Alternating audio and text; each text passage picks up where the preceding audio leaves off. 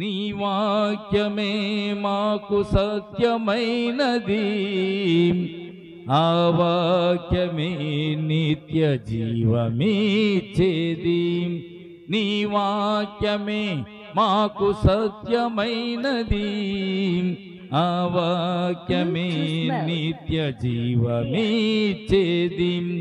బ్రతికించగలిగేది నీ వాక్యమే, బ్రతికించగలిగేది నీ వాక్యమే. హృదయాలను మార్చేది ఆ వాక్యమే, హృదయాలను మార్చేది ఆ వాక్యమే. ఆం ఆం ఆం ఆం ఆం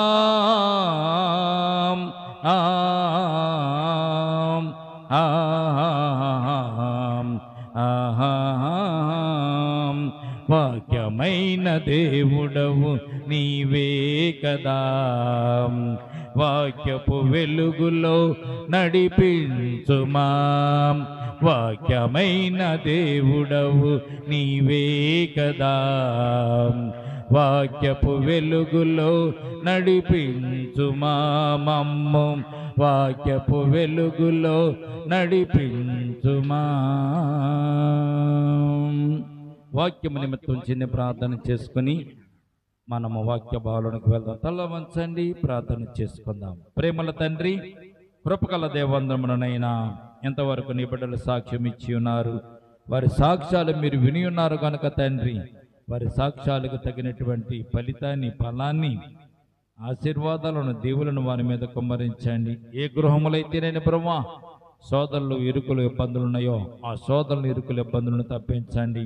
ఇంకాను సాక్ష్యం చెప్పని బిడ్డలు ఉన్నారు తండ్రి, వారి జీవితంలో ప్రభా మరి ఎటువంటి బాధలు, ఎటువంటి కష్టాలు, ఎటువంటి ఇరుకులు ఉన్నాయో మాకైతే తెలియదు కానీ పరమ తండ్రివి, పరలోకపు తండ్రి, హృదయాలను పరిశీలించగలిగినటువంటి పరిశుద్ధుడవు నీవు. హృదయాలను పరిశీలించి హృదయంలో ఉన్నటువంటి నేను ప్రభు అలచటను తీర్చేవాడు, అలజడును తీర్చేవాడు, హృదయంలో ఉన్నటువంటి బాధలు కూడా తీర్చగలిగిన గొప్ప దేవుడు నీవే. ఈ సమయం ముందు నీ బిడ్డలందరినీ కూడా జ్ఞాపకం చేసుకొని నీ బిడ్డలు కూడా ప్రతి అక్కరతల అవసరత తీర్చమని నేను మరి వాక్య భాగంలోకి వెళ్తుండగా ప్రభా నీ వాక్యం చేత మమ్మల్ని ఆదరించండి.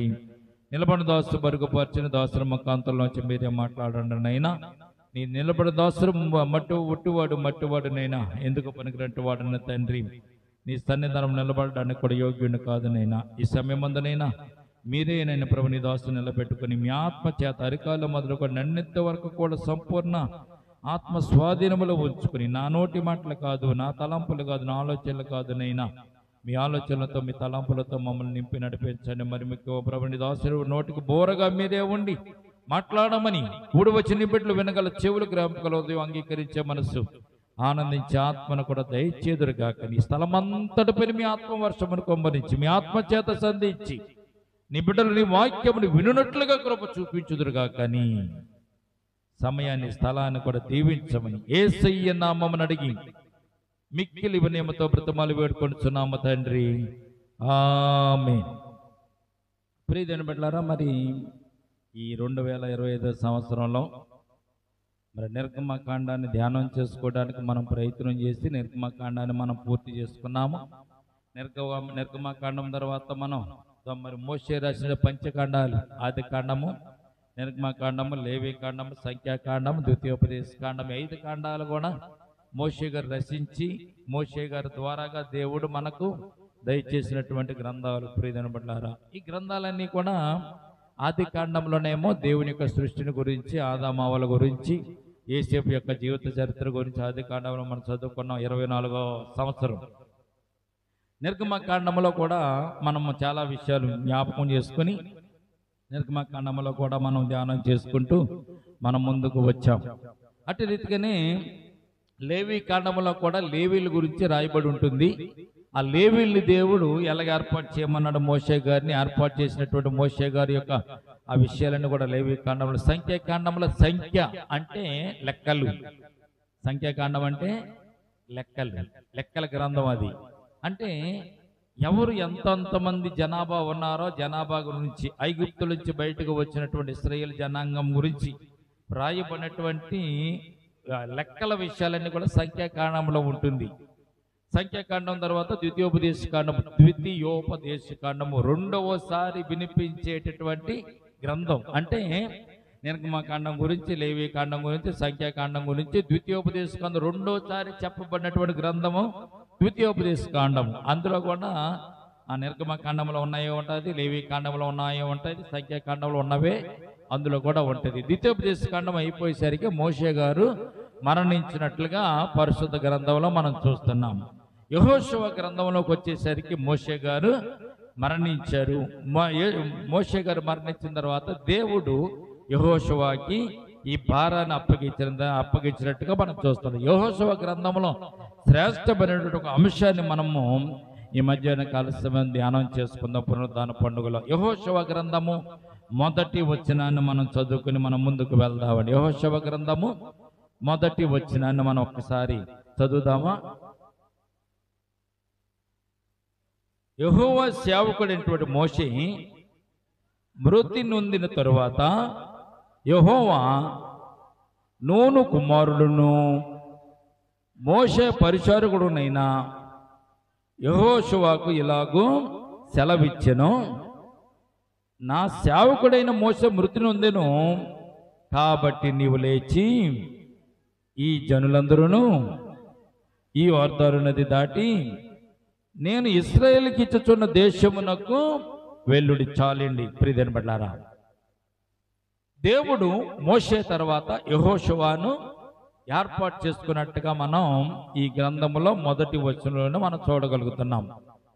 ద్వితీయోపదేశకాండం చివరికి వచ్చేసరికి మోషే గారు మరణించారు. మోషే గారు మరణించిన తర్వాత ఈ ఇశ్రాయేల్ కాల్బలాన్ని అంతటిని కూడా నడిపించడానికి దేవుడు మరొక నాయకుడిని ఏర్పాటు చేసుకోవాలి కనుక అంతకు ముందే మోషే గారికి తోడుగా యెహోషువను సేవకుడిగా, ఇక్కడ పరిచారకుడిగా యెహోషువను దేవుడు మోషేతో నడిపించినట్లుగా పరిశుద్ధ గ్రంథంలో మనం చూడగలుగుతున్నాం.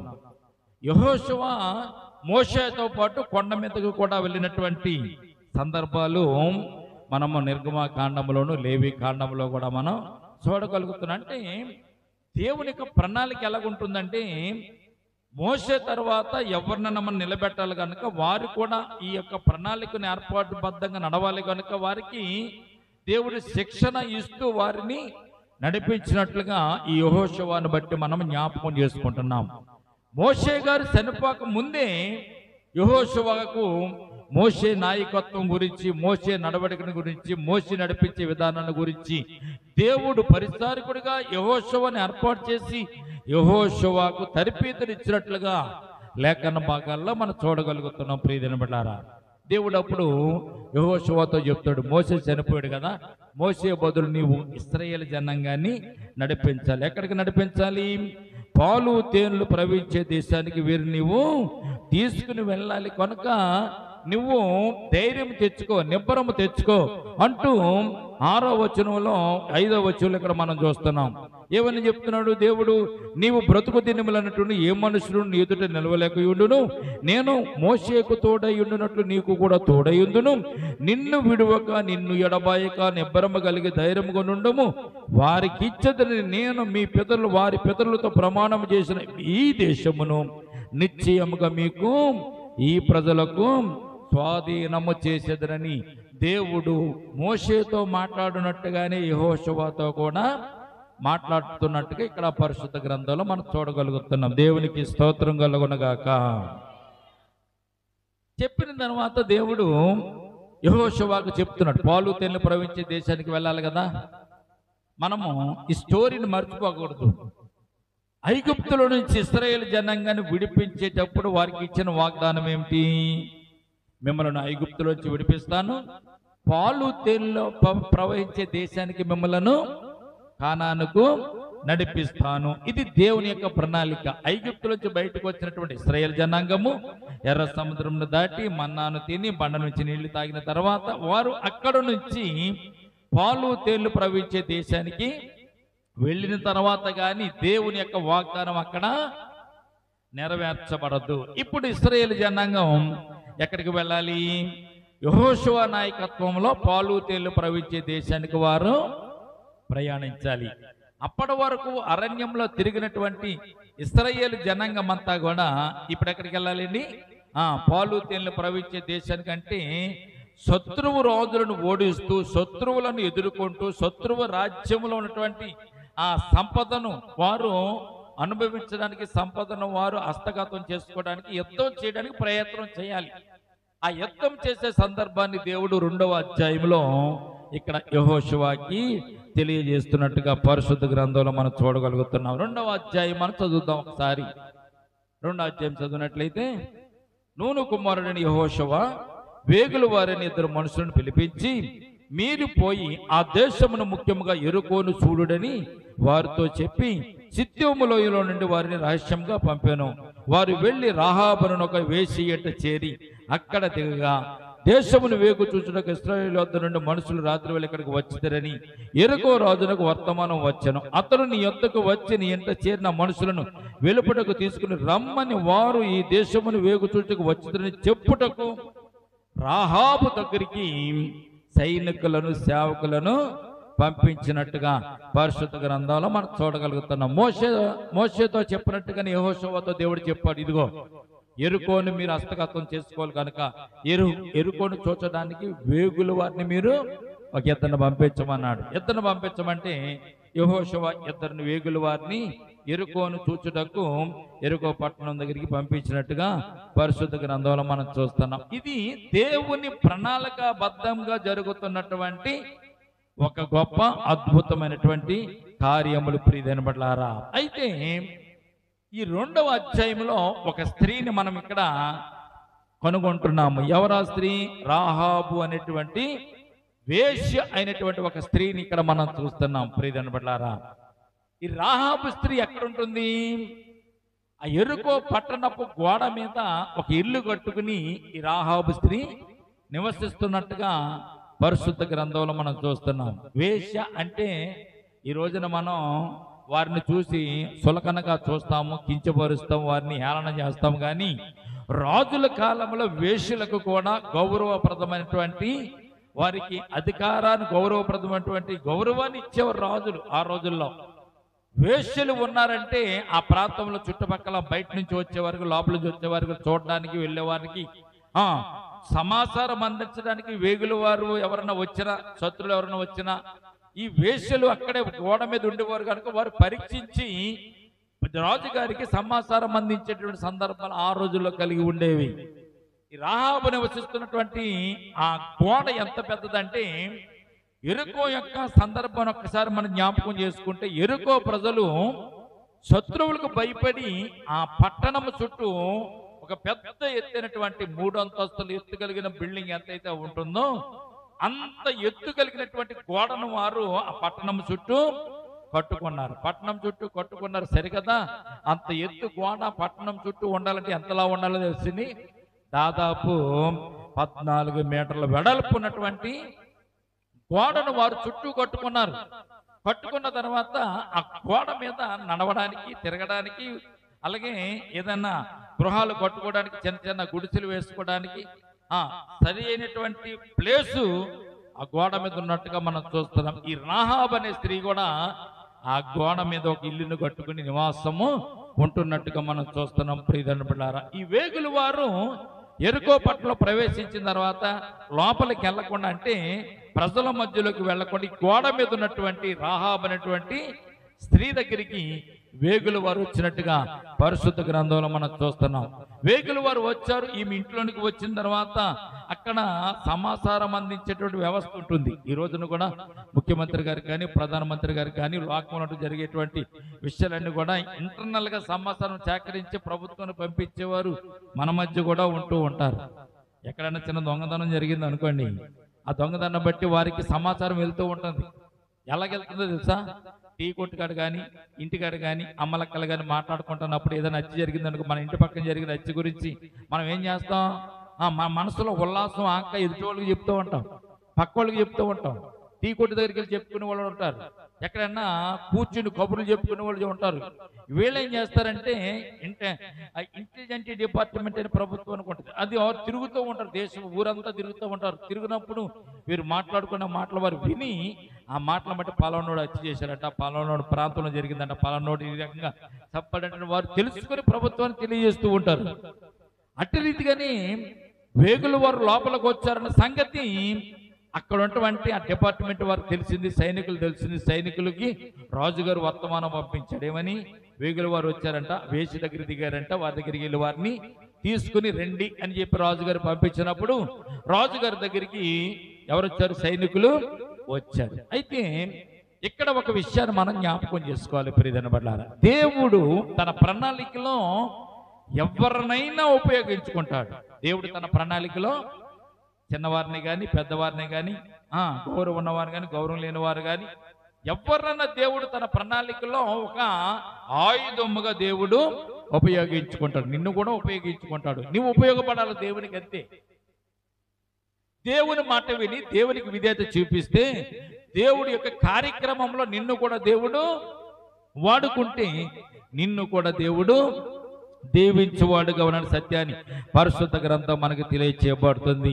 ఈ స్త్రీ వేశ్య అనేటువంటి ముద్ర వేసుకున్న స్త్రీ, వేశ్య అనేటువంటి నామకరణం చేయబడిన ఈ స్త్రీకి దేవుడు అద్భుతమైనటువంటి ఒక గొప్ప వరాన్ని ఇవ్వాలని దేవుడు కోరుకున్నాడు. కనుక ఈ వేగుల వారు ఆమె ఇంటికి వెళ్ళినట్టుగా పరిశుద్ధ గ్రంథంలో మనం చూస్తున్నాం. ఈరోజు మనము ఈ యొక్క రాహాబు స్త్రీ యొక్క శ్రేష్టమైనటువంటి లక్షణాలు, ఏమండి, వేశ్య కదా, శ్రేష్టమైన లక్షణాలు ఎందుకుంటాయి? గొప్ప లక్షణాలు ఎందుకుంటాయి? ఆమె పేరే వేశ్యలని రాయబడింది కదా. ఆమెకున్నటువంటి గుణగణాలు ఎందుకు మంచిగా ఉంటాయి? ఆమె తలంపులన్నీ కూడా చెడ్డ తలంపులు, ఆమె ఆలోచనలన్నీ కూడా చెడ్డ ఆలోచనలే కదా అని మీరు అనుకోవచ్చు. కానీ దేవుడు రక్షించాలనుకున్న వారి జీవితంలో పాపమున్న ఆయన తుడిచివేస్తాడు, పాపమున్న ఆయన కడిగి వేస్తాడు, వారి అపరాధాలు కూడా దేవుడు కొట్టివేస్తాడు. దేవుని మాట కనుక నీవు వింటే, దేవుని మాట వినకపోతే దేవుడు ఏమి కూడా నీ జీవితంలో గొప్ప కార్యాలు చేయడు. అయితే ఈ రాహాబు స్త్రీలో ఉన్నటువంటి దేవునికి ఇష్టమైనటువంటి లక్షణాలు కొన్ని పరిశుద్ధ గ్రంథములో మన కొరకు దేవుడు రాసి ఉంచాడు. ఆమె ఆలోచించినట్టుగా ఈ లోకములో దేవుని గురించి ఆలోచించేవారు ఎవరు లేరు. ఆమె ఆలోచించిన విధంగా దేవుని గురించి కానీ దేవుని కార్యముల గురించి కానీ ఆలోచించిన వారు భూమి మీద చాలా మంది తక్కువ. మనకుంటే సంతోషపడతాం, లేకపోతే మనం బాధపడతాం.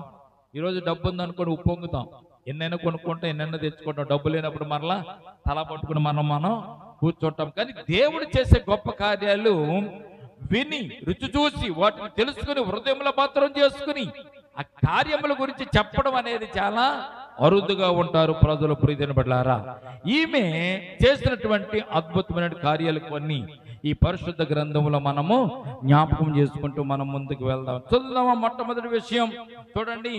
మొదటి వచనంలో ఏం చేసిందంటే, ఇక్కడ చూడండి, ఆయన ఆమె చేసిన పని ఏంటో తెలుసా? 4వ వచనం. ఆ స్త్రీ ఇద్దరు మనుషులను తోడుకొని వారిని దాచిపెట్టి, మొట్టమొదటి ఏం చేసిందండి? ఆమె ఇద్దరు మనుషులను చేర్చుకుంది. ఫస్ట్ ఇంట్లోకి చేర్చుకుంది. ఇంట్లోకి చేర్చుకున్న తర్వాత సైనికులు వచ్చారని సైనికులు ముందు వీరిని తీసుకుని రాకుండా, సైనికులకు కనపడకుండా వీరిద్దరిని కూడా దాచి పెట్టినట్టుగా పరిశుద్ధ గ్రంథంలో మనం చూస్తున్నాము. 3వ వచనం చూస్తే, వేగుల వారు పండుగ ముందు వారితో పైకెక్కి మాట్లాడుతున్న విషయం చదువుదామండి. 4వ వచనం. ఆ స్త్రీ ఇద్దరు మనుషులను తోడుకుని వచ్చి వారిని దాచిపెట్టి, మనుషుల ఎద్దకు వచ్చిన మాట నిజమే కానీ వారు ఎక్కడికి వచ్చారో నేను ఎరుగును, చీకటి పడుచుండగా గౌని వేయబడిన కనుక గౌని వేయబడే సమయమున మనుషులు వెలుపలికి వెళ్ళిరి, వారు ఎక్కడికి పోయారు నాకు తెలియదని చెప్పి వేగుల వారిని బట్టి తన ఉన్నటువంటి ఎరుకో ప్రాంతపు సైనికులకు అబద్ధము చెప్పింది. ఎవరి గురించి అబద్ధం చెప్పింది? వేగుల వారి గురించి చెప్పింది అబద్ధం. వేగుల వారు ఎక్కడి నుంచి వచ్చారు? ఇశ్రాయేలు జనాంగం నుంచి వచ్చారు. దేవుని ప్రజలు వేగుల వారు అనే విషయాన్ని ఆమె గమనించినట్లుగా పరిశుద్ధ గ్రంథంలో మనం చూడగలుగుతున్నాం. ప్రియమైన బిడ్డలారా, 8వ వచనం చూడండి. 8వ వచనం చూడండి. వేగుల వారు పండుగనక మునుపు ఆమె వారు ఉన్నటువంటి మిద్దె మీదకి ఎక్కి వారితో ఇట్లనను, జాగ్రత్తగా వినాలి, వారి దగ్గరికి వెళ్ళి వారు పండుకోక ముందు ఈ స్త్రీ వెళ్ళి వారితో మాట్లాడుతుంది. ఏమని మాట్లాడుతుందో తెలుసా ప్రియమైన బిడ్డలారా? ఆమె వృత్తి వేసైనా కానీ దేవుని గురించినటువంటి లక్షణాలు, దేవుని గురించినటువంటి అద్భుతమైన కార్యాలు ఆమె హృదయంలో భద్రం చేసుకుంది కనుక ఆమె చెప్పుతున్న మాట మొట్టమొదటి ఏంటో తెలుసండి, దేవుని మహిమను, మహాత్యమును, శక్తిని ఆమె కనపరుచుకుంటున్నట్టుగా మనం చూస్తున్నాం. ఏమని చెప్తుందంటే, ఈ దేశము దేవుడు మీకు ఇచ్చుచున్నాడని. దేవునికి స్తోత్రం కలుగునగాక. ఈమె ఉంటున్నది ఎరుకో పట్టణంలో. ఎరుకో పట్టణపు రాజుగారి ద్వారాగా పోషింపబడుతుంది. ఎరుకో పట్టణం ఉన్నటువంటి సంపదను ఆమె తింటుంది. కానీ ఈమెకున్నటువంటి ఆలోచన తాట ఎంత గొప్పదో తెలుసా ప్రియమైన బిడ్డలారా? ఇశ్రాయేలు జనాంగం ఇంకా ఎరుకోను పట్టుకోలేదు. ఇశ్రాయేలు జనాంగం ఎరుకో మీదకి యుద్ధానికి రాలేదు. ఇశ్రాయేలు జనాంగం ఎరుకోను స్వాధీనం చేసుకుంటారో చేసుకోరో ఎవరికీ తెలియదు, ఎవరికీ తెలియదు. కానీ ఈ స్త్రీకి మాత్రం, రాహాబ్ అనే స్త్రీకి మాత్రం దేవుడు సిక్స్త్ సెన్స్ ఇచ్చినట్టు ఉన్నాడు. సిక్స్త్ సెన్స్ అంటే చాలా మంది కొన్ని విషయాలు ముందుగానే కనిపెట్టేస్తూ ఉంటారు. కొన్ని విషయాలు ముందుగా కనిపెడతారు. నాకు తెలిసిలా ఇలాగ జరుగుతుందని అంటూ ఉంటారు. మీరు ఎలాగంటారు? అలా మీరు ఎలాగంటారు తెలుసా? అది జరగబోయేవి మీకు కొద్దిగా తెలుస్తూ ఉంటుంది. అలా తెలిసిన దాన్ని సిక్స్త్ సెన్స్ అంటారు. మామూలుగా మానవుడు కొద్దిగానే ఆలోచిస్తాడు, కానీ బాగా ఆలోచించే వారికి మంచి జ్ఞానవంతులు అనేటువంటి బిరుదు కూడా లోకంలో ఉన్నట్టుగా మనం చూస్తున్నాం. ఈ రాహాబ్ అనే స్త్రీకి సిక్స్త్ సెన్స్ ఉన్నట్టుగా నేను అనుకుంటున్నా. కారణం తెలుసండి, వచ్చిన వారు వేగుల వారు, వచ్చిన వారు ఇశ్రాయేలు జనాంగంలోంచి వచ్చారు, వీరు దేవుని బిడ్డలు అని మొట్టమొదటిగా కన్ఫర్మ్ చేసుకుంది రాహాబ్ అనే స్త్రీ. రాహాబ్ స్త్రీకి ఏం గుర్తొచ్చింది? వేగుల వారు ఇశ్రాయేలు జనాంగం. ఇశ్రాయేలు జనాంగం ఎవరో? యెహోవా దేవుని యొక్క సంతానము, దేవుడు నడిపించేవాడు కనుక వీరు దేవుని బిడ్డలు. వీరు వచ్చారంటే ఈ దేశము వీరు తప్పకుండా స్వాధీనం చేసుకుంటారని మొట్టమొదటిగా ఆమె ఏం చేసింది తెలుసండి? నిర్ధారణ చేసుకుంది. ఈ దేశమును మీకు దేవుడిచ్చుచున్నాడని మొట్టమొదటి. రెండవది, మీ వలన మాకు భయము పుట్టునని. రెండవ విషయం, ఆవిడకి ఎలా తెలుసు? ఇశ్రాయేలు జనాంగం వలన ఎరుకో ప్రజలకు భయం కలుగుతుందని ఆమెకు ఎలా తెలిసింది? ప్రియమైన బిడ్డలారా, ఆమె ఆలోచన చేస్తుంది, వీరు దేవుని బిడ్డలు, దేవుని యాచకులు, దేవుడు నడిపిస్తున్నటువంటి జనాంగం గనక వీరిని బట్టి ఎరుకో ప్రజలకు భయము పుడుతుందని. మూడవ విషయం, మీ భయం వల్ల ఈ దేశ నివాసులందరికీ ధైర్యము చెడుననియు నేను ఎరుగుదు. నాకు తెలుసు అయ్యా, మీరు దేవుని బిడ్డలు, ఎరుకోను వేగు చూడడానికి వచ్చారు కనుక మీ గురించి నాకు అర్థమవుతుంది. మీరు దేవుని ప్రజలు కనుక దేవుడు ఈ దేశాన్ని ఇస్తానని మీకు వాగ్దానం చేశాడు కనుక ఈ దేశాన్ని మీరు హస్తగతం చేసుకుంటారు. ఈ దేశమును దేవుడు మీకు ఇస్తాడు. మీ వలన మాకు భయం పుడుతుంది, మీ వలన మాకు ధైర్యము కూడా చెడిపోతుంది అంటుంది ఈమె. ఆశ్చర్యమైన విషయం ఏంటంటే, ఈమెకి ఎవరో చెప్పలేదండి. రాహాబు స్త్రీకి ఈ విషయాలు ఎవరు కూడా చెప్పలేదు. దేవుని యొక్క జ్ఞానము చేత, దేవుని యొక్క విజ్ఞానము చేత ఈమె దేవుని గురించి తెలుసుకుంటున్నట్లుగా పరిశుద్ధ గ్రంథంలో మనము చూడగలుగుతున్న 10వ వచనం చూడండి. మీ ఐగుప్తు దేశం నుండి వచ్చినప్పుడు మీ ఎదుటి యొర్దాను ఎర్ర సముద్రము నీరును అమ్మోనీలంటే ఇద్దరు రాజులను, ఓగును సీహోగును మీరేమి చేసిద్దరు అనగా మీరు వారిని ఎలాగ నిర్మూలన చేసిద్దరు ఆ సంగతి మేము ఇంటిమి అంటుంది 10వ వచనంలో. ఏం తెలుస్తుందంటే దేవుని ప్రజల యొక్క శక్తి, దేవుని ప్రజల యొక్క మహిమ, దేవుని ప్రజల యొక్క మహాత్యము, దేవుడు నడిపిస్తున్నప్పుడు వారు పొందుకున్న విజయాలు, విజయగాథలు ఈమె విన్నట్టుగా పరిశుద్ధ గ్రంథంలో మనం చూస్తున్నాం. 11వ వచనం చూడండి. మేము వినినప్పుడు మా గుండెలు కరిగిపోయి అంటుంది. దేవునికి స్తోత్రం కలుగునగాక. ఎర్ర సముద్రాన్ని దేవుడు దాటించాడని, ఆరిన నేలను నడిపించాడని, ఆకలైతే మన్నాను కురిపించాడని, దాహమైతే మన్న నుండి నీళ్లు రప్పించాడని, మాంసం కావాలంటే పూరేళ్ళను దేవుడు ఆకాశం నుంచి రప్పించి పాలెము చుట్టూ వారికి మాంసాన్ని ఇచ్చాడని సంగతి ఎరుకో పట్టణం ఉన్నటువంటి ప్రజలందరూ కూడా జ్ఞాపకం చేసుకుంటున్నట్టుగా ఈ స్త్రీ చెప్పినటువంటి మాటలను బట్టి మనకు అర్థమవుతుంది. దేవునికి స్తోత్రం కలుగునుగాక. ఆశ్చర్యమైన విషయం ఏంటో తెలుసా ప్రియమైన బిడ్డలారా, దేవుని యొక్క మహాత్యం అక్కడే ఉండదండి. దేవుడు చేసిన ఘనకార్యాలు అక్కడే ఉండవు. దేవుడు చేసిన అద్భుత కార్యంలో ఆ ప్రాంతంలో ఉండవు. అనేక ప్రాంతాలకి ఆయన కార్యములు ప్రయాణిస్తూ ఉంటూ ఎరుకో పట్టణాన్ని కూడా చేరినట్లుగా పరిశుద్ధ గ్రంథంలో మనం చూస్తున్నాం. ఈ స్త్రీకి ఉన్నటువంటి ఆలోచన చాలా గొప్పదండి. ఖాళీగా ఉంటే మనం సినిమాలు చూస్తాం, ఖాళీగా ఉంటే మనం టీవీలు చూస్తాం, ఖాళీగా ఉంటే ముచ్చట్లు పెట్టుకుంటాం. కానీ ఈ రాహాబు అనే స్త్రీ చేసే పని అంటే దేవుని గురించి జాగ్రత్తగా ఆలోచన చేస్తూ గమనించుకుంటూ దేవుని గురించిన విషయాలను ఈమె అర్థం చేసుకోవడానికి ప్రయత్నం చేసినట్టుగా పరిశుద్ధ గ్రంథంలో మనం చూడగలుగుతున్నాం. ప్రియమైన బిడ్డలారా, చూడండి ఆమె చెప్తున్న మాట 11వ వచనంలో, మేము విన్నప్పుడు మా గుండెలు కరిగిపోయినవి, మీ దేవుడని యెహోవా పైన ఆకాశమునకును క్రింద భూమి యందును దేవుడే అని చెప్తుంది. ఏమన్నా స్టేట్మెంట్ ఇది. రాహాబు చెప్పే మాట్లాడి తెలుసా, ఇశ్రాయేలు జనాంగంలో కూడా ఎంత విశ్వాసం లేదండి. ఇశ్రాయేలు జనాంగంలో కూడా ఎంత విశ్వాసం కానీ దేవుని మీద నమ్మిక కానీ లేదు. రాహాబు స్త్రీకి ఉంది. ఇశ్రాయేలు జనాంగం ఏమనుకున్నారంటే, మీరు ఎరుకొని పట్టుకుంటారు, ఎరుకొని స్వాధీనం చేసుకుంటారు, మీరు వెళ్ళండి అని చెప్పి యెహోషువతో దేవుడు చెప్పినప్పుడు, యెహోషువ వచ్చి ఇశ్రాయేలు జనాంగంతో చెప్పినప్పుడు, అబ్బో ఎరుకో ప్రజలు చాలా గొప్పవారు, గట్టివారు, ఎరుకో గోడలు చాలా పెద్దవి, వాటిని కూల్చడానికి మనము సరిపోమనుకున్నారు వాళ్ళు. ఇశ్రాయేలు జనాంగం దేవుని బిడ్డలు అనుకున్నారు.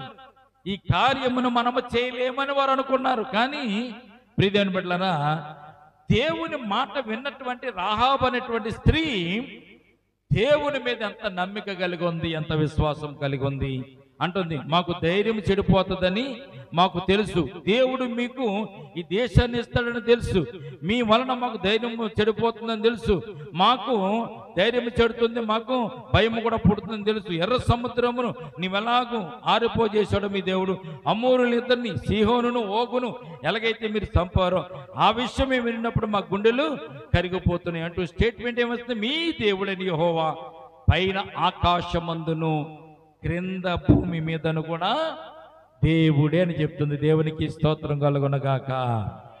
మనం జ్ఞాపకం చేసుకోవాల్సింది ఏంటో తెలిసింది, ఆపదల్లో ఆయన మనకు దేవుడు, ఆనందంలో కూడా ఆయన మనకు దేవుడు, కష్టకాలంలో కూడా ఆయన మనకు దేవుడు, ఇబ్బందులు వచ్చినప్పుడు కూడా ఆయన మనకు దేవుడే.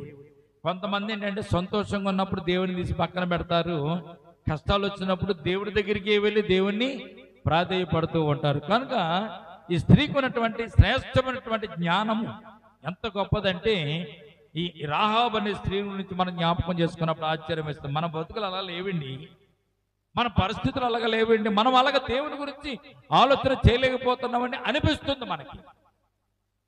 అమ్ముకున్న ఆలోచన ఎర్ర సముద్రం పాయలు చేయడం ఎంత అద్భుతమైన విషయం. అది ఇశ్రాయేలు జనాంగం మర్చిపోయారు. ఆహారం లేదని సనిగారు, నీళ్లు లేవని సనిగారు, దేవుడు చేసిన మహాత్యం గురించి వారు మర్చిపోయి ఐగుప్తుల నుంచి 10 తెగుళ్ళను, అద్భుతమైన 10 తెగుళ్ళు చేసి రాజును భయపెట్టి ఐగుప్తుల నుంచి వారిని విడిపించి నడిపించినప్పుడు ప్రియదేవుని బిడ్డలారా వారు మర్చిపోయారు.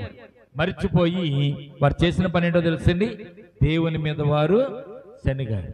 ఈ రాహాబు అనే స్త్రీకి దేవుడి గురించి తెలియదు, దేవుని ఇంకా మహిమల గురించి తెలియదు. విన్నది వినుట వలన విశ్వాసము కలుగుతుంది అనేటువంటి వాక్యాన్ని ఈ రాహాబు అనే స్త్రీ జీవితంలో నెరవేరినట్లుగా పరిశుద్ధ గ్రంథంలో మనం చూస్తున్నాం. ఈమె వారిని దాచిపెట్టింది, వారు నిద్రపోకుండా పైకి వెళ్ళిన తర్వాత వారితో మాట్లాడుతుంది. 12వ వచనంలో ఏం మాట్లాడుతుంది చూడండి. అయ్యలారా, ఎవరితో? వేగుల వారితో చెప్తుంది. అయ్యలారా, నేను మీకు ఉపకారము చేసి తిని కనుక మీరును నా తండ్రి ఇంటికి ఉపకారము చేసి నాకు నిజమైన ఆనవాళ్ళు ఇచ్చి నా తండ్రియు నా తల్లియు నా అన్నదమ్ములను నా అక్క చెల్లెళ్ళను వారికి కలిగి ఉన్న వారందరినీ సావకుండా బ్రతుకనిచ్చి రక్షించినట్లుగా దయచేసి యెహోవా తోడని ప్రమాణము చేయుడని చెప్పింది. దేవునికి స్తోత్రం కలుగునుగాక. తను తన కుటుంబం బ్రతకాలని ఆశపడుతుంది, తను తన కుటుంబం రక్షింపబడాలని ఆశపడుతుంది.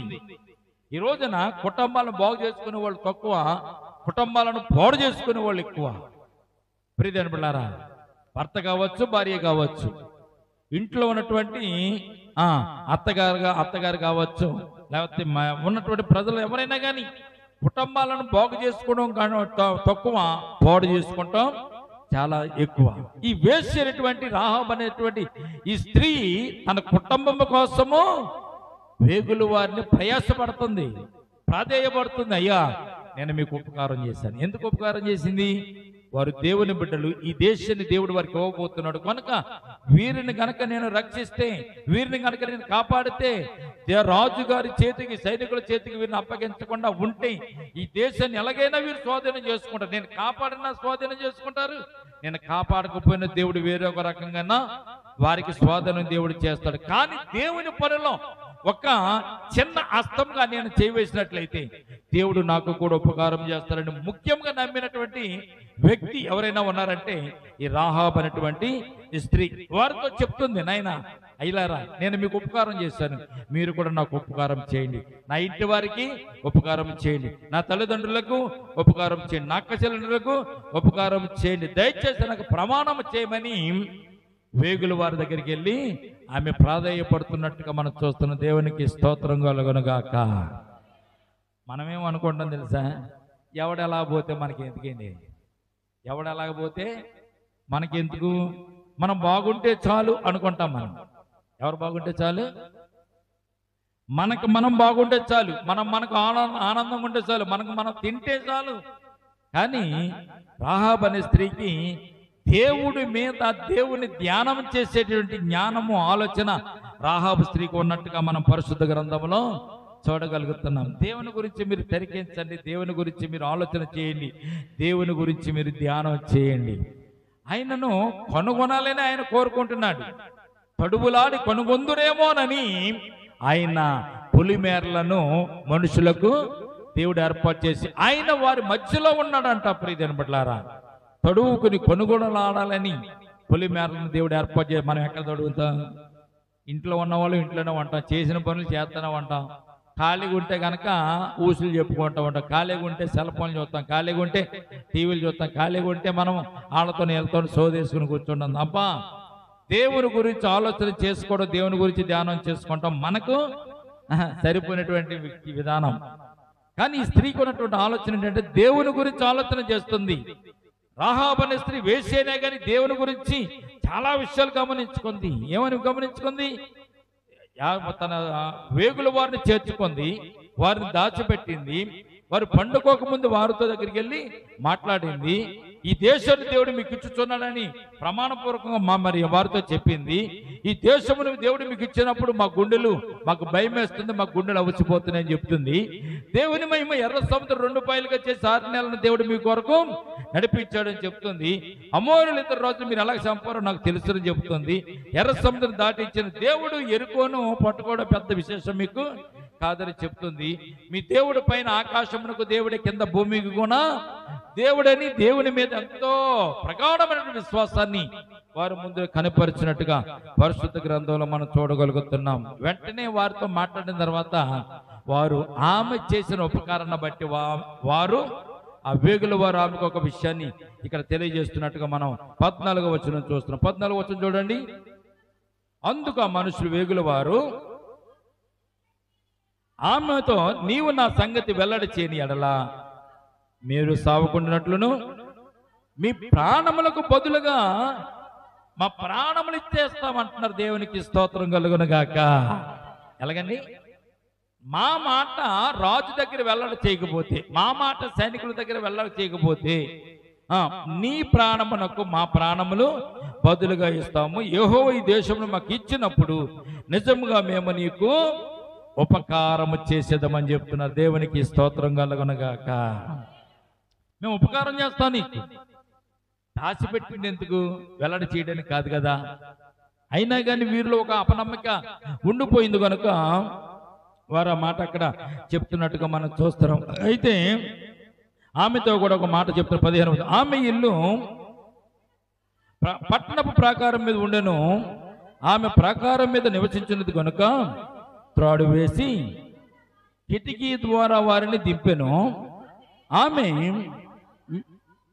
మిమ్మల్ని తరుమవారు మీకెదురుగా వచ్చేదిరేమో, మీరు కొండలకు వెళ్ళి తరుమబోయిన వారు తిరిగి వచ్చు వరకు 3 దినముల అచ్చటనే దాగి ఉండుడి, తరువాత మీ త్రోవను వెళ్ళవచ్చునని వారితో అనగా మనుషులు ఆమెతో ఇట్లనేది. ఆమె చెప్పింది, కిందకి కిటికీలోంచి దింపబోతుండగా అన్నది. మరి కిటికీలోంచి దింపడానికి కారణం ఏంటంటే గోడ బాగా ఎత్తుకుంది, గవని ద్వారాగా వెళ్ళాలంటే శత్రు సైనికులు మరలా పట్టుకుంటారని కిటికీలో నుంచి ఆమె జ్ఞానముతో కిటికీలో నుంచి 2 వేగుల వారిని కిందకి దింపింది. దేవునికి స్తోత్రం కలుగునుగాక. కిటికీకి తోడు కట్టి ఆ కిటికీలోంచి ఆమె వారిని కిందకి దింపడానికి ప్రయత్నం చేసేసరికి అక్కడ వారు ఒక మాట అంటున్నారు. ప్రియదనబడ్డారు, ఏమంటున్నారు తెలుసా? అక్కడ ఉన్నటువంటి మాట మనం చూస్తే చాలా ఆశ్చర్యం వేస్తుంది. ఆవిరేమన్నా తెలుసా? నీవు మేం చెప్పినట్టు చేయాలి. నువ్వు బ్రతకాలంటే, నువ్వు జీవించాలంటే, ఈ దేశాన్ని మేము స్వాధీనం చేసుకున్న తర్వాత నిన్ను విడిపించాలంటే నువ్వేం చేయాలి? మేము చెప్పినట్టుగా చేయాలని 18వ వచనంలో చెప్తున్నారు. చూడండి, నీవు మమ్మల్ని దించిన ఈ కిటికీకి ఎర్రని దారమును కట్టి నీ తండ్రిని, నీ తల్లిని, నీ అన్నదమ్ములను, నీ తండ్రి ఇంటి వారిని అందరినీ నీ ఇంట చేర్చుకొనుము. నీ ఇంటి ద్వారము నుండి వెలుపలకు వచ్చేవాడు తన ప్రాణమును తానే ఉత్తరవాది. మేము నిర్దోషులు మగుదం. అయితే నీ యొద్ద నీ ఇంటనున్న ఈ ఎవనియే గాని ఏ పాయమైన తగిలిన దానికి మేము ఉత్తరవాదులము. నీవు మా సంగతి వెల్లడి చేసిన ఎడలా నీవు మా చేత చేయించిన ప్రమాణం విషయంలో కూడా మేము దోషులము కామను. అందుకు ఆమె మీ మాట చెప్పున జరుగును గాక అని చెప్పి వారిని వెళ్ళనంపిన. దేవునికి స్తోత్రం కలుగును గాక. ఆమె ఏం చేసింది? వెంటనే కిటికీలో నుంచి వారిద్దరి కిందకి దింపిన తర్వాత వారు చెప్పిన మాట ఏంటో తెలుసండి? ఎర్రని దారమును నీవు ఏం చేయాలి? అక్కడ నీ కిటికీ కట్టుకోవాలి, ఆనమాల కింద ఎర్రని తొగరి దారము అని దానికి పేరు. ప్రియదనబడ్డారా, గమనించినట్లయితే ఈ స్త్రీ చేసినటువంటి గొప్ప కార్యం ఏంటో తెలుసండి? వేగులు వారిని దాచిపెట్టింది, వారి దేవుని బిడ్డలని గుర్తించింది. రెండవది, దేవుడు ఎరుకోను అంటే ఎరుకో పట్టణం ఈ దేశంలో మీకు ఇచ్చుచున్నాడని నాకు తెలుసని చెప్పింది. మీ భయమును బట్టి మాకు ధైర్యం చెడిపోతుందని చెప్పింది. ఈ దేశం దేవుడు మీకు ఇచ్చుచున్న మీ వల్ల మాకు భయం పుట్టినని మా ధైర్యం చెడునని నాకు తెలుసు కనుక మీ దేవుడు ఆకాశానికి దేవుడు, భూమికి కూడా దేవుడు అని చెప్పి ఆ మనుషులను సైనికులకు కంట పడకుండా కిటికీలో నుంచి కిందకి దింపి పంపించినట్లుగా పరిశుద్ధ గ్రంథంలో మనం చూడగలుగుతున్న. దేవునికి స్తోత్రం కలుగునుగాక. ప్రియదేవులారా, దీనికి పర్యవసానం ఈమె చేసినటువంటి పనికి, ఈమె చేసినటువంటి మరి గొప్ప త్యాగానికి, ఆ వేగుల వారు దాచిపెట్టినటువంటి ఆ యొక్క జ్ఞానవంతమైనటువంటి తెలివికి దేవుడు ఆమెను ఎలాగా కాపాడాడో 6వ అధ్యాయంలో చిన్న విషయం ఉంటుంది. దాని ఫలితాన్ని కూడా మనము చదువుకొని ప్రార్థన చేసుకుందాం. ప్రియదనబడారా, చూడండి 22వ వచనం చదువుదాం. 6వ అధ్యాయం 22వ వచనం. యెహోషువ గ్రంథం 6వ అధ్యాయం 22వ వచనం. అయితే యెహోషువ ఆ వేశ్య ఇంటికి వెళ్ళి మీరు ఆమెతో ప్రమాణం చేసినట్లు ఆమెను ఆమెకు కలిగిన వారినందరిని అక్కడ నుండి తోడుకుని రెండని దేశమును వేగు చూసిన 2 మనుషులతో చెప్పగా, వేగుల వారైన మనుషులు పోయి రాహాబును, ఆమె తండ్రిని, ఆమె తల్లిని, ఆమె సహోదరులను, ఆమెకు కలిగిన వారిని అందరినీ వెలుపలకు తోడుకుని వచ్చిరి. ఆమె ఇంటి వారిని అందరినీ వారు వెలుపలకు తోడుకుని ఇశ్రాయేలు పాలెము వెలుపట వారిని నివసింపజేసిన. దేవునికి స్తోత్రం కలుగునుగాక. ఈమె ఏదైతే అనుకుందో, ఏదైతే ఆలోచన చేసిందో, ఏదైతే ఊహించిందో, ఈ రాహాబు స్త్రీ ఊహించినటువంటి ఆ ఊహలు దేవుడు నిజం చేసి యెరికో పట్టణాన్ని ఇశ్రాయేలీయులు స్వాధీనం చేసుకున్నట్టుగా పరిశుద్ధ గ్రంథంలో మనం చూస్తున్నాం. స్వాధీనం చేసుకున్న వెంటనే యెహోషువ అంటున్నాడు, మీరు వేగుల వారి దగ్గరికి, వేగుల వారిగా వెళ్ళి రాహాబు అనే స్త్రీ ఇంట్లో మీరు ప్రవేశించారు కదా, ఆమె కదా మిమ్మల్ని రక్షించిందని చెప్పారు కదా. మొట్టమొదటిగా మనం ఏం చేయాలంటే, మీరు చేసిన ప్రమాణం నెరవేర్చడానికి ఆమె ఇంటికి వెళ్ళి ఆమె ఇంట్లో వారందరిని కూడా బయటకు తీసుకుని రండి, మిగిలిన వారందరూ కూడా కత్తి వాత చేత చంపేమని యెహోషువ చెప్పినప్పుడు వేగుల వారైన మనుషులు పోయి రాహాబును, ఆమె తండ్రిని, ఆమె తల్లిని, ఆమె సహోదరులను, ఆమెకు కలిగిన వారిని అందరినీ వెలుపలకు తోడుకుని వచ్చిరి అని 23వ వచనం మనకు తెలియజేస్తుంది. దేవునికి స్తోత్రం కలుగునగాక. దేవునిలో నువ్వు నడుస్తూ, దేవుని విషయాలు ఆలోచన చేస్తూ, దేవునికి విధేయతగా ఉంటూ, దేవుని పనిలో కూడా నువ్వు సాకారం చేయగలిగితే దేవుడు నిన్ను, నీ కుటుంబాన్ని కూడా దేవుడు రక్షిస్తాడు. ఈమె పేరు వేశ్య అయినటువంటి రాహాబు అనే స్త్రీ.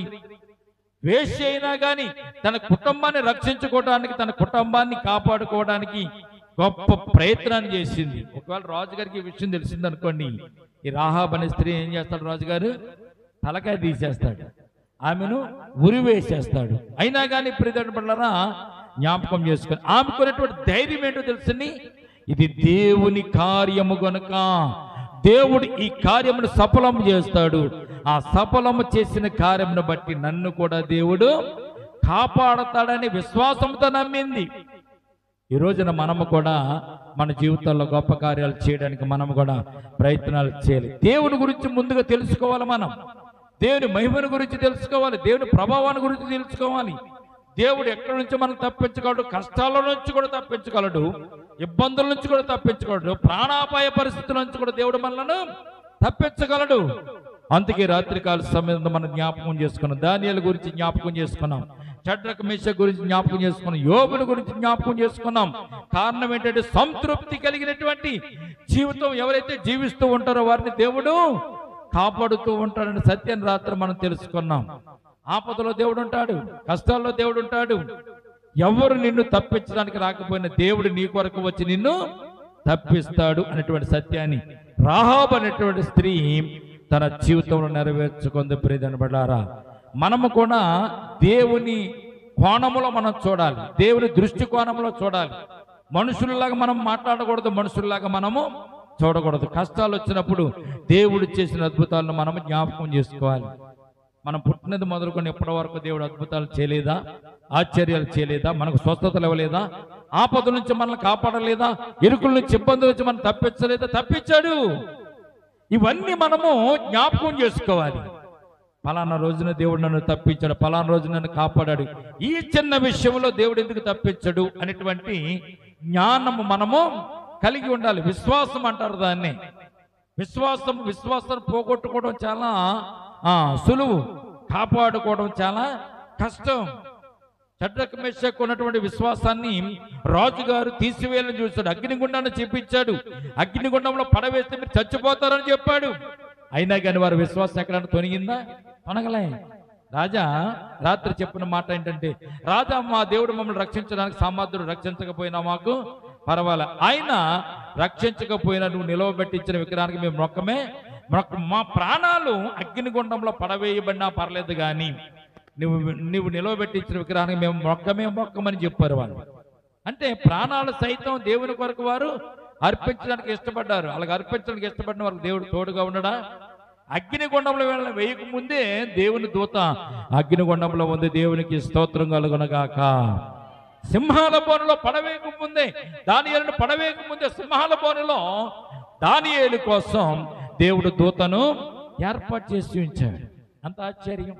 ఈ రోజున నిన్ను నన్ను కూడా ఆయన కార్యములను తలుచుకుంటూ, ఆయన మహత్కార్యాలను తలుచుకుంటూ, ఆయన యొక్క ఈ లోకములో ఆయన తన బిడ్డలుగా మనల్ని ఏర్పాటు చేసుకున్నాడు కనుక, ఆయన బిడ్డలుగా ఉండడానికి ఆయన ఇష్టపడ్డాడు కనుక మన జీవితంలో కూడా అద్భుతాలు చేయడానికి ఆయన ఇష్టపడుతున్నాడు. చిన్న చిన్న సమస్యలు వచ్చినప్పుడు, కష్టాలు వచ్చినప్పుడు కృంగిపోకుండా దేవుని ఆశ్చర్య కార్యాలు, అద్భుత కార్యాలు మనకి ఈ పాఠాలన్నీ ఎందుకంటే మన విశ్వాసంలో ముందుకు సాగడానికి ఈ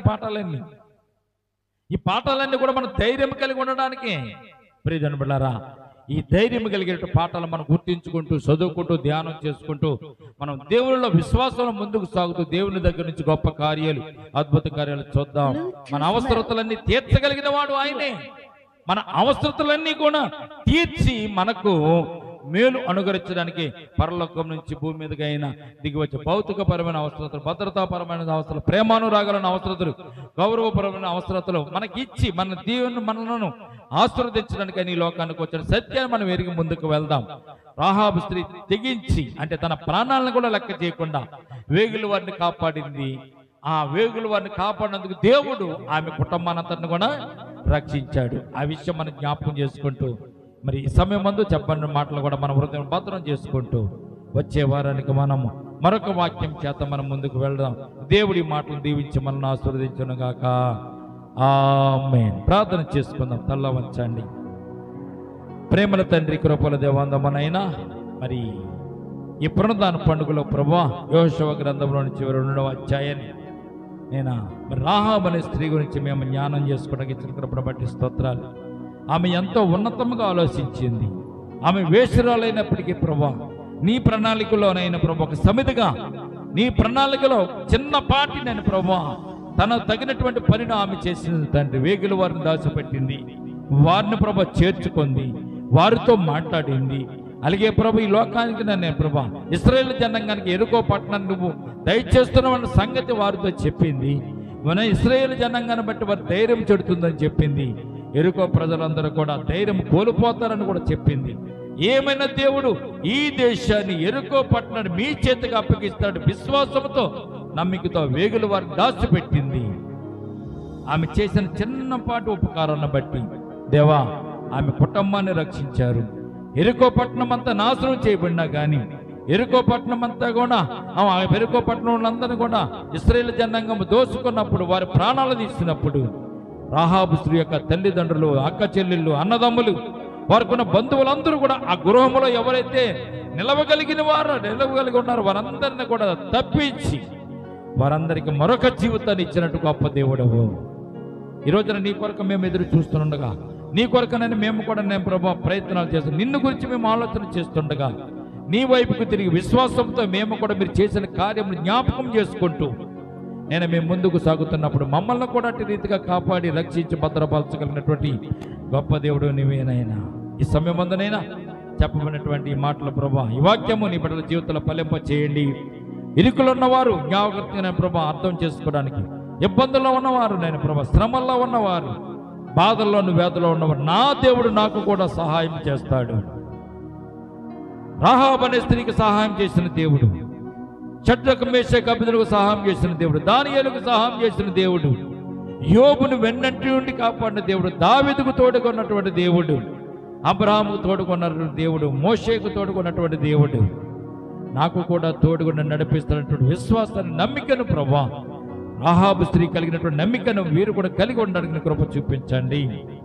ధైర్యము కలిగి నైనా విశ్వాసము కలిగి ముందుకు సాగడానికి కూడా కృప చూపించమని వాక్యాన్ని బట్టి నీ బిడ్డలను ఆశీర్వదించండి. వారి హృదయంలోని వాక్యమును ఉంచండి. వాక్యం ద్వారా ఆదరించబడి నైనా ముందు కాలానికి నిజమైనటువంటి సాక్షులుగా ప్రభు బలవంతులైన సాక్షులు ఉండడానికి నైనా మీ కృపను చూపించుదురుగా. కానీ చేసిన ప్రార్థన పాత్రని చేర్చుకోమని మా ముందున్నటువంటి కార్యక్రమాన్ని మీ చేతులకు అప్పగించుకోండి. యేసయ్య ఉన్నతమైన పరిశుద్ధ నామమున ప్రార్థించి మిక్కిలి వినయముతో బ్రతిమలాడి వేడుకొనుచున్నాము తండ్రి. ఆమేన్. పరిశుద్ధుడా పరమ తండ్రి స్తుతి స్తోత్రం. ప్రేమల తండ్రి, కృపల దేవాందరమునైనా ఇంతవరకు కూడుకులో ఉండి మాతో ఉండి మమ్మల్ని నడిపించినందుకు స్తోత్రాలు తండ్రి. నీ బిడ్డలమైన మమ్మలను గతించిన వారాలన్నీ కాపాడి భద్రపరిచారులైనా 7వ మాసము కూడా ప్రభా నేను ఆఖరి పునరుద్ధానంలో మేము పాలు పంపులు పొందడానికి ఇచ్చిన కృపను బట్టి స్తుతులు స్తోత్రాలు తండ్రి. కూడి వచ్చిన సంఘాన్ని సంఘ బిడ్డలు మీరు జ్ఞాపకం చేసుకోండి. గతించిన వారాల్లో వారికి ఇచ్చినటువంటి సాంపాద్యమును బట్టి, ఉద్యోగాన్ని బట్టి, వ్యాపారాన్ని బట్టి, చేతి పని బట్టి, కష్టార్జితాన్ని బట్టి నైనా ఎవరైతే నేను ప్రభునైనా సమయం ముందునైనా మీ ద్వారా దీవెనలు పొందుకొని మీరు ఇచ్చినటువంటి కష్టార్జితంలో నుంచి నైనా వారు తినకుండా ఖర్చు పెట్టకుండా దాసి తీసుకుని వచ్చి నీ సన్నిధానంలో పెట్టినటువంటి ఈ కానుకలు మీరు దీవించండి. కృతజ్ఞత కానుకలను దీవించండి, అర్పణలను దీవించండి, దశమ భాగమును కూడా దీవించండి తండ్రి. ఏ బిడ్డలైతే నీ సన్నిధానంలో విత్తి ఉన్నారో విత్తిన ప్రతి కానుకను ప్రభా మీరే నేను ప్రభు నేను దీవించమని, ఆకాశం ఒక్కళ్ళు విప్పి పట్టడంత ఆశీర్వాదాన్ని బిడ్డల పైన కుమ్మరించమని ఈ సమయం మందు ప్రార్థిస్తున్నాము నైనా.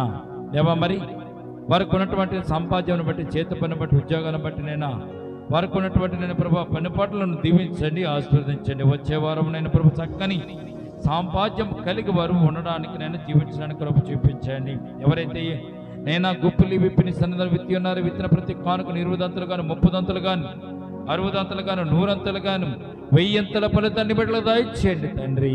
వారి తినగా మిగలడానికి, ఖర్చు పెట్టగా మిగలడానికి, వారి బిడ్డలను చదివించుకోవడానికి, బిడ్డలను పోషించుకోవడానికి, వారి కుటుంబాలను పోషించుకోవడానికి, నేను కరెంటు బిల్లు కట్టుకోవడానికి, ఇంటి అద్దెలు కట్టుకోవడానికి, వారికి ఉన్న అప్పులు కట్టుకోవడానికి, బాకీలు కట్టుకోవడానికైనా సమృద్ధి అయినటువంటి ఆశీర్వాదాలు ప్రభుని బిడ్డలకు నేను మీరు దయచేయమని ప్రార్థిస్తున్నాం తండ్రి. చేతి పని చేస్తున్న వారిని దీవించండి, ఉద్యోగం చేస్తున్న వారిని దీవించండి, వ్యాపారం చేస్తున్న వారిని దీవించండి, అలాగే గృహిణులుగా ఉంటూ గృహత్వం చేస్తున్న ప్రతి ఒక్క బిడ్డను మీరు జ్ఞాపకం చేసుకుని దీవించండి.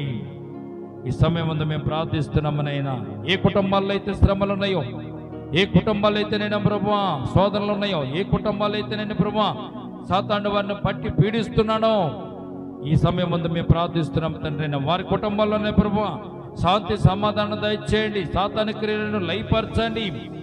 వారి కుటుంబాల్లో సంతోషం లేని కుటుంబాలను ప్రభువా, ఆనందం లేని కుటుంబాలను ప్రభువా ఆనందాన్ని వారికి దయచేయండి, సంతోషాన్ని వారికి దయచేయండి. ఇదిగో రెండు ప్రభుత్వ దుఃఖమునకు బదులుగా భూదండను ఇస్తానని వాగ్దానం చేసిన పరమ తండ్రివి, ఇశ్రాయేలు జనాంగానికి వాగ్దానం చేసి వాగ్దానపు దేశముల వారు నడిపించిన గొప్ప దేవుడవు తండ్రి. ఈ సమయం ముందు నీ బిడ్డలను కూడా మీరు జ్ఞాపకం చేసుకోండి. వారి జీవితంలో ఉన్న ప్రతి శోధన తీసివేయండి, ప్రతి ఇరుకును తీసివేయండి, ప్రతి ఇబ్బందిని తీసివేయండి. నేను వారికి ఉన్నటువంటి నేను ప్రభు బాధలను, కష్టాలను తొలగించి అయినా సత్యాన్ని ప్రభునైనా నిత్య జీవాన్ని, ఆశీర్వాదాలను ప్రభు నీ బిడ్డలపైన కుమ్మరించమని ప్రార్థన చేస్తున్నాం తండ్రి. వారికి సహవాసన దయచేయండి నైనా, వారందరూ కూడా సహవాసం ఉండడానికి కృప చూపించండి, ప్రేమానురాగాలు కలిగి ఉండడానికి కృప చూపించండి. వారి కుటుంబాల చుట్టూ మీకు కంచి వేసి కాపుదల దయచేయండి నైనా. ఈ సమయం ముందు ప్రార్థించిన ప్రతి ఒక్కరిని జ్ఞాపకం చేసుకొని, కూడి వచ్చిన ప్రతి ఒక్కరిని జ్ఞాపకం చేసుకొని మీ దక్షిణాస్తం చాచండి, గాయపడిన హస్తం చాచండి. అనారోగ్యం ఉన్న వారు మీరు ముట్టండి, అరికాలు మొదలుకొని నన్నెత్తి వరకు కూడా సంపూర్ణ స్వస్థత వారికి అనుగ్రహించండి. ఈ సమయం ముందు నేను నీ బిడ్డల ఇంటికి వెళ్ళి చూడగా నీ సన్నిధాన పాత్రతో నింపండి. వారి గృహాల చుట్టూ, వారి ఆత్మల చుట్టూ, వారి హృదయాల చుట్టూ కూడా ప్రభా మీరు కంచె వేసి కాపుదల దయచేయండి నైనా. వచ్చే వారం అంతా కూడా ప్రభా చక్కని సంతోషమైన జీవితం, ఆశీర్వాదకరమైన జీవితం, మేలులతో నింపబడే జీవితం వారు కలిగి ఉండడానికి కృప చూపించండి. సమస్తమని కృప చెప్పిన మేలుకరంగా జరిగించబడి చిత్తమైతే మీరు రాకడ ఆలస్యమైతే మరొకసారి రీతిగా కూడుకుని స్తుతించడానికి నేను కృప చూపించమని ఈ సమయం ఎవరైతే భారభరితమైన హృదయాలలో నీ సన్నిధానంలో ప్రభు కూర్చుని ఉన్నారో వారికి ఉన్న భారాన్ని తీసివేయండి, వారి హృదయంలో బాధను తీసివేయండి. ఎవరి వలన వారికి బాధలు వచ్చినాయో, ఎవరి వలన వారికి కష్టాలు వచ్చినాయో, ఎవరి వలన వారికి ఇబ్బందులు వచ్చినాయో వారిని ప్రభునైనా మీరు గద్దించి, వారినే ప్రభునైనా మీరు సరిచేసి సరిదిద్ది నీ బిడ్డలకు సంతోషమైనటువంటి మార్గాలు దయచేయమని, చదువుతున్న బిడ్డలు జ్ఞాపకం చేసుకుని చదువులు మీరు తోడుకుండండి. ఉద్యోగం చేస్తున్న బిడ్డలు జ్ఞాపకం చేసిన ఉద్యోగం తెచ్చిన, ఉద్యోగం లేని వారిని కూడా జ్ఞాపకం చేసిన ఉద్యోగాల వరకు దయచేయండి. చేతి పని చేస్తున్న బిడ్డలు జ్ఞాపకం చేతి పనుల వరకు తోడుకోండి. నేనా అత్తింట్లో ఉన్న బిడ్డల కొరకు ప్రార్థిస్తున్నాము, నేను సొంత గృహాలు కలిగి ఉండడానికి కృప చూపించండి. రక్షణ పొందిన బిడ్డలు రక్షింపబడ్డానికి కృప చూపించండి. నేను ఈ సమయం ముందు నేను చేసిన ప్రార్థన పాత్రను చేర్చుకుని ప్రభా దేవునితో నింపమని, రాహాబుకు మళ్ళీ మేము కూడా ప్రభునైనా మీలోనైనా ప్రభు మేము జీవించడానికి, మీలో విశ్వాసంతో ముందుకు సాగడానికి, మా జీవితాలు ఎలాగున్నాయో మీకు తెలుసునైనా, మా పరిస్థితులు ఎలాగున్నాయో మీకు తెలుసునైనా ప్రభా. అయినా కానీ విశ్వాసంతో ముందుకు సాగడానికి, నమ్మికతో ముందుకు మీరు చేసిన అద్భుత కార్యాలు, ఆశ్చర్యకార్యం ధ్యానం చేసుకుంటూ ప్రభా నైనా ఈ లోకంలో ప్రభునైనా శ్రేష్టమైన జీవితాన్ని మేము కూడా జీవించడానికి కృప చూపించమని, కూడి వచ్చిన సంఘాన్ని, సంఘ బిడ్డలందరినీ కూడా దీవించి ఆశీర్వదించరుగా. కానీ యేసయ్య ఉన్నతమైన పరిశుద్ధ నామమున ప్రార్థించి మిక్కిలి వినయముతో బ్రతిమాలు వేడుకొనుచున్నాము తండ్రి, ఆమేన్. మన తండ్రి అయిన దేవుని ప్రేమయు, కుమారుడైన యేసుక్రీస్తు కృపయు, పరిశుద్ధాత్మ సహవాసము ఇప్పుడు ఎల్లప్పుడు ప్రబోచ్చు పర్యంతము సంగమునకును మనకును సదాకాలము తోడు నీడగుండునుగాక. ఆమేన్. యేసు రక్తమే ఇచ్చే, ప్రవేశ రక్తమే ఇచ్చే, యేసు నామమున సంపూర్ణ విజయం కలుగునుగాక. ఆమేన్, ఆమేన్.